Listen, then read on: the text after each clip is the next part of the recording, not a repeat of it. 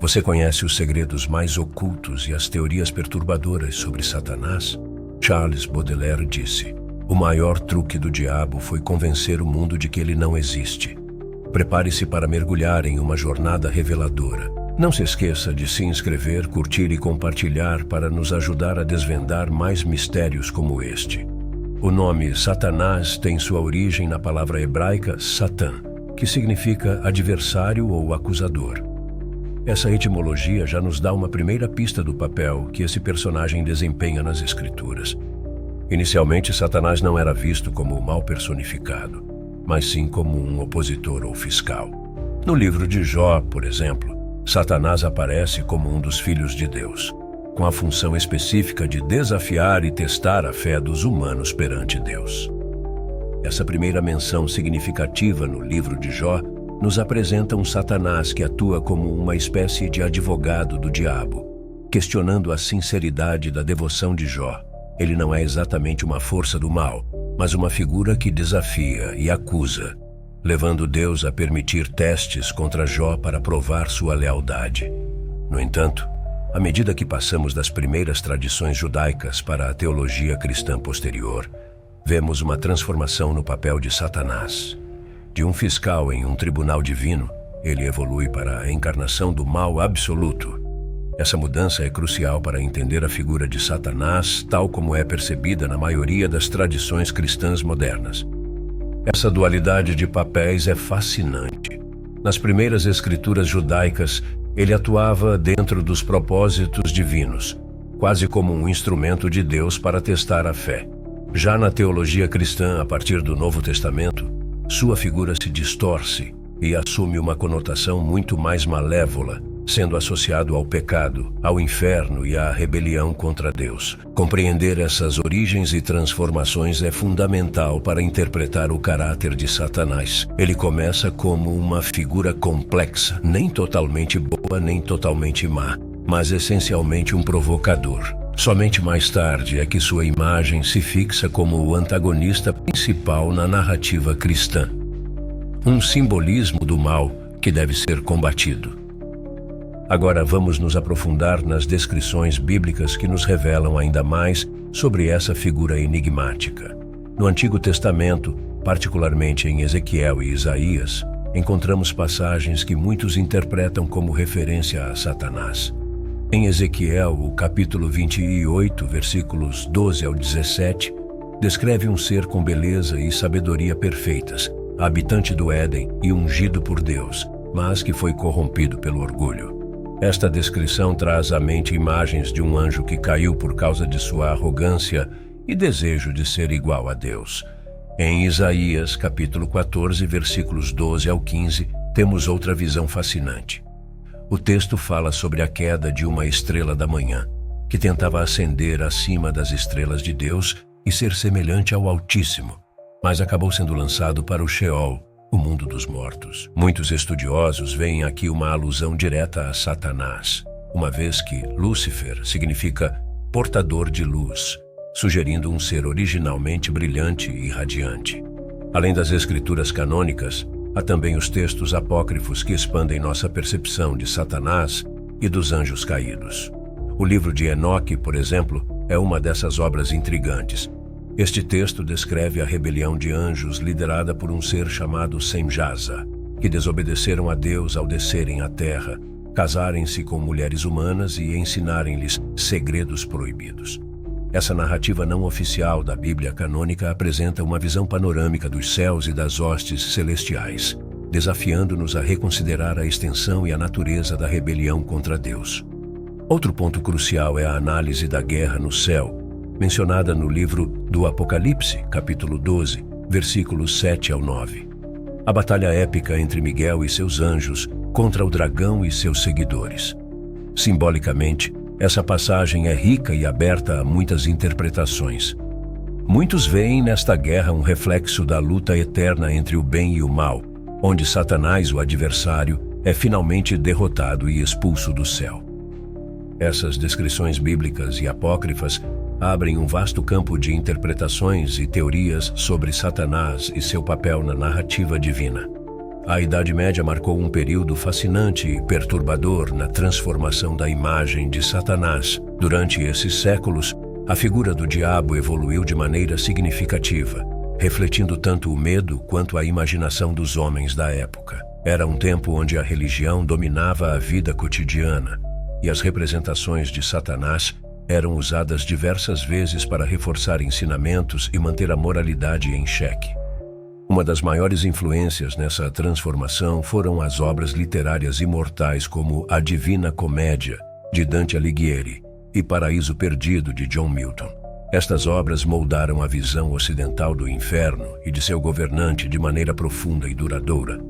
Dante, com sua vívida descrição dos círculos infernais, introduziu novos horrores associados ao tormento dos pecadores e à justiça divina. Seu inferno era um lugar de justiça poética, onde as penas correspondiam aos pecados cometidos em vida, pintando uma imagem de Satanás como o grande administrador das punições eternas. John Milton, por outro lado, em Paraíso Perdido, humanizou Satanás em certo grau, construindo um personagem complexo e multifacetado que desafiava a autoridade divina. Milton descreveu Satanás não apenas como maligno, mas também como um ser trágico e rebelde. Isso introduziu uma nova camada de interpretação, onde Satanás era visto como uma figura de grande poder e eloquência, mas tragicamente condenado pela sua própria ambição e orgulho. Essas obras literárias aprofundaram nossa compreensão de Satanás ao trazer novas dimensões para sua caracterização, mas também distorceram a compreensão religiosa tradicional. Ao romantizar e complexar o personagem, elas ajudaram a fixar uma imagem dele que às vezes ia além dos textos religiosos em si. O diabo deixou de ser apenas um ser malicioso para se tornar uma entidade de força persuasiva, de astúcia e de grande influência. Outras influências literárias também foram cruciais nesse desenvolvimento. Por exemplo, as lendas locais e as histórias de santos, que frequentemente relatavam encontros com demônios e a luta constante contra as forças do mal, incrementaram o imaginário popular. Livros de bruxaria e tratados demonológicos floresceram, alimentando o medo e a fascinação pelo oculto e pelo infernal.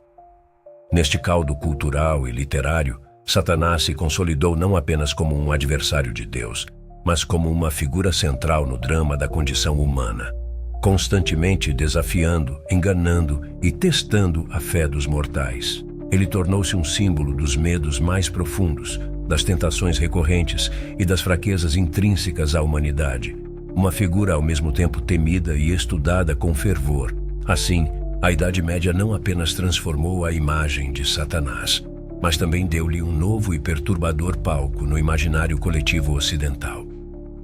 Vamos explorar as visões teológicas modernas sobre Satanás e seu papel no cristianismo. Ao longo dos séculos, a imagem de Satanás evoluiu, passando de um mero adversário a uma figura complexa e multifacetada.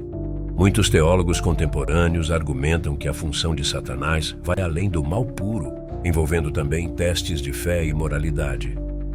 Aqui cabe a importante questão: por que Deus, sendo onipotente, permitiria a existência do mal personificado em Satanás?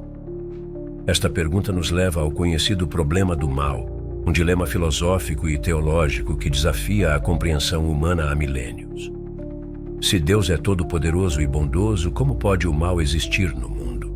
A presença de Satanás nesse contexto pode ser vista como um teste para a humanidade, uma maneira de Deus avaliar a nossa fé e resiliência diante das adversidades. Alguns teólogos propõem a intrigante ideia de que Satanás serve como uma força necessária para testar a fé humana. De acordo com essa teoria, sem Satanás e sem a tentação, a fé e a moralidade dos seres humanos não teriam a mesma profundidade ou significância. É nos momentos de tentação e luta contra o mal que os indivíduos podem fortalecer sua fé e desenvolver virtudes como a paciência, a coragem e a determinação. Essa visão, embora controversa, sugere que Satanás desempenha um papel essencial no grande esquema divino. Ele não é apenas um vilão, mas também um agente de crescimento espiritual e de aprofundamento da fé. Nesse sentido, poderíamos questionar: será que Satanás pode ser, até certo ponto, uma figura trágica, compelida a desempenhar um papel que paradoxalmente contribui para o bem maior. E você, já se perguntou se Satanás pode ter uma função positiva no teste da fé humana? O que essa ideia controversa desperta em você? A influência de Satanás em diversas manifestações culturais sempre provocou fascínio e temor em igual medida. Desde os primórdios da literatura, do cinema e da música, a figura de Satanás tem sido retratada de maneiras que nos desafiam a entender melhor o conceito de mal. No cinema, por exemplo, alguns filmes como The Devil's Advocate e The Exorcist marcaram gerações ao explorar a natureza maléfica de Satanás de formas visualmente perturbadoras. The Devil's Advocate mergulha na ideia de tentação e corrupção moral, mostrando como a influência diabólica pode se infiltrar nos aspectos mais mundanos da vida humana, disfarçada de ambição e poder. Já The Exorcist leva isso para um nível visceral, retratando um confronto direto entre o bem e o mal através de possessões demoníacas que desafiam a fé e a sanidade dos personagens e espectadores. Na música, bandas como Black Sabbath não só popularizaram o heavy metal, mas também infundiram suas letras e sonoridades com referências a Satanás e temas ocultos. Músicas como Black Sabbath e NAEB provocam os ouvintes a refletirem sobre questões espirituais profundas e o constante conflito entre luz e trevas. Mas surge uma pergunta interessante. Será que essas representações culturais trivializam ou aprofundam nossa compreensão de Satanás? De um lado, há quem acredite que ao tornar Satanás uma figura comum em entretenimento, acabemos por banalizar sua gravidade e o que ele representa. A constante exposição a imagens demoníacas e a narrativa de terror pode levar a uma dessensibilização, onde o extraordinário se torna ordinário e menos impactante. Por outro lado, a arte e a cultura têm o poder de nos provocar a pensar mais profundamente sobre o que o mal realmente significa. As representações de Satanás podem servir como um espelho de nossos próprios medos e falhas, oferecendo uma oportunidade para a introspecção e uma melhor compreensão de nossas vulnerabilidades. Quando visualizamos o mal em obras de arte e mídia, somos compelidos a confrontar a existência do mal dentro de nós mesmos e na sociedade ao nosso redor. Assim, não podemos esquecer de considerar como essas representações afetam nossa percepção do bem e do mal. Ao ver o mal personificado em Satanás, seja em filmes, livros ou músicas, muitas vezes somos levados a repensar nossa própria moralidade e espiritualidade.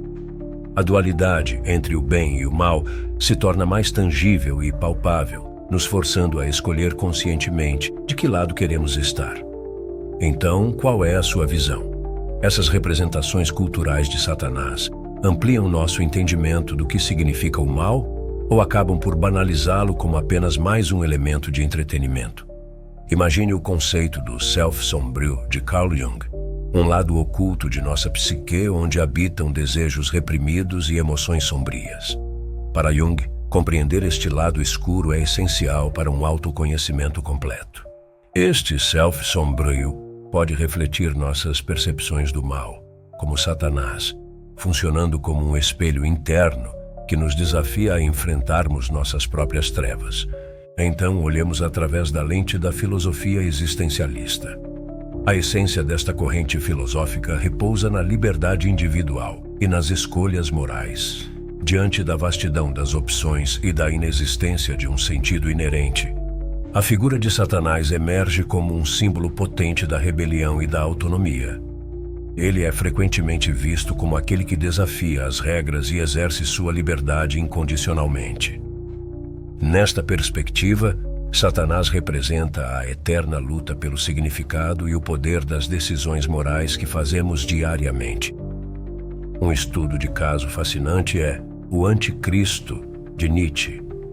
Nietzsche desafia os conceitos tradicionais do bem e do mal, propondo uma visão onde Satanás e Cristo representam polos opostos de um espectro filosófico. Nesta obra, Satanás não é apenas o adversário de Deus, mas sim uma figura que questiona as normas estabelecidas e incentiva uma reavaliação profunda dos valores morais. Nietzsche convida seus leitores a desconstruir a moralidade tradicional e a encarar a provocação de Satanás como uma chamada à autenticidade e à coragem moral. Agora, quais são as implicações reais dessas teorias para entender o bem e o mal? Considerar Satanás sob estas óticas nos permite explorar zonas obscuras da psique humana e os dilemas éticos de forma inédita. Ao integrar o self sômbrio de Jung, a liberdade existencialista e os desafios nietzschianos, começamos a ver o mal não como um mero antagonista, mas como uma parte integrante da experiência humana. Isso abre portas para uma compreensão mais complexa e rica do nosso próprio comportamento e das nossas motivações. Você já aplicou alguma dessas teorias na sua vida? Pense nas vezes em que você enfrentou escolhas difíceis ou se deparou com pensamentos perturbadores. Conseguir enxergar e aceitar o seu self sômbrio pode ser uma chave para um crescimento pessoal mais autêntico. Questionar as regras e assumir a responsabilidade por suas próprias decisões, como propõe o existencialismo, pode te guiar em momentos de incerteza e, ao adotar uma postura crítica como Nietzsche sugere, você pode encontrar um caminho mais verdadeiro e robusto para a sua moralidade pessoal. Ao encarar Satanás através dessas perspectivas, não apenas desvendamos misteriosas facetas do mal, mas também descobrimos novas formas de iluminar nosso próprio ser. Os Cavaleiros Templários e os Maçons são talvez duas das sociedades secretas mais fascinantes da história ocidental. Os Templários, originalmente uma ordem militar cristã, criada durante as Cruzadas para proteger os peregrinos a caminho da Terra Santa, rapidamente ganharam riqueza e poder, o que os tornou alvos de intriga e suspeita. Com o tempo foram acusados de heresia e idolatria, incluindo a veneração secreta de figuras demoníacas como Baphomet. Muitos acreditam que esses cavaleiros, ao retornarem à Europa, traziam conhecimentos ocultos, codificados nos símbolos que ainda hoje encontramos na arquitetura e em algumas obras de arte. Já os maçons, cujo surgimento é envolto em mistério, são frequentemente associados aos templários. A maçonaria moderna, surgida oficialmente no século XVII, propaga-se como uma fraternidade dedicada ao desenvolvimento moral e espiritual de seus membros. No entanto, suas práticas secretas e complexos rituais inspiraram teorias de conspiração, sugerindo que detêm conhecimentos proibidos ao comum dos mortais. Algumas dessas teorias mais ousadas até insinuam uma ligação com o satanismo, apontando para rituais ocultistas e a suposta adoração de entidades malévolas. Nos anos 80, o mundo testemunhou um fenômeno que ficou conhecido como pânico satânico. Este período foi marcado por uma onda de medo em massa sobre rituais satânicos e abusos que teriam sido cometidos como parte de cultos demoníacos. Inúmeros casos de alegado abuso ritualístico satânico foram relatados, causando um verdadeiro pandemônio social. As consequências psicológicas desse período foram profundas: famílias despedaçadas, vidas destruídas e uma desconfiança generalizada se espalhando pela sociedade. Havia algo de tenebroso naquela histeria, uma sensação de que o mal estava à espreita em cada esquina. Os movimentos satanistas modernos, por sua vez, apresentam uma dicotomia interessante: o satanismo ateísta e o satanismo teísta. O primeiro, representado principalmente pela Igreja de Satanás, fundada por Anton LaVey em 1966, rejeita a ideia de uma divindade sobrenatural e trata Satanás como um símbolo de individualismo, liberdade e rebelião contra a hipocrisia religiosa. Já o satanismo teísta, também conhecido como satanismo tradicional, inclui a crença em Satanás como uma entidade real e poderosa, digna de adoração e invocação. Essas sociedades secretas e movimentos satanistas provocam uma pergunta intrigante: serão eles realmente mal compreendidos ou representam ameaças sociais genuínas? A complexidade das suas práticas, a aura de mistério que os cerca e a constante associação com o maligno desencadeiam emoções fortes e dividem opiniões. O que você pensa sobre essas sociedades secretas e suas influências?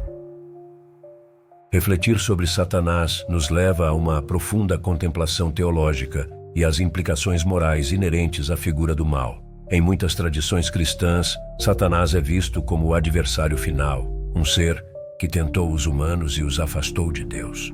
Mas vamos além desse ponto, analisando o que essas histórias significam em termos de perdão, redenção e condenação eterna.